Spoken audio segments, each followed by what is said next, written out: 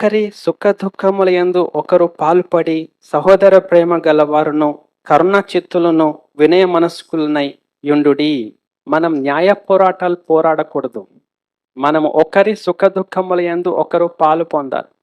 మొదట కుటుంబంలో భార్యాభర్తలు సుఖ దుఃఖములో పాలు పొందాలి.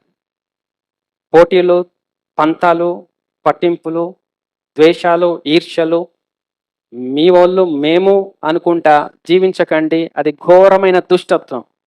తోబుట్టువులు, పిల్లలు, అక్కచెల్లెళ్ళు, అన్నదమ్ములు, ఫ్యామిలీలో ఉన్న తోబుట్టువులు మీ ప్రాణం పోయే వరకు మీరు ఒకరి సుఖ దుఃఖముల యందు ఒకరు పాలు పొందండి.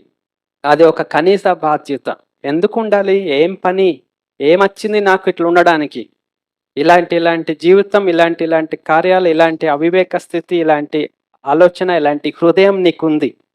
నిన్ను క్షమించాలా మరి అంటాడు దేవుడు. అందుకనే మనం న్యాయ పోరాటాలు పోరాడకూడదు. మనము రక్షణను పోగొట్టుకుంటాం.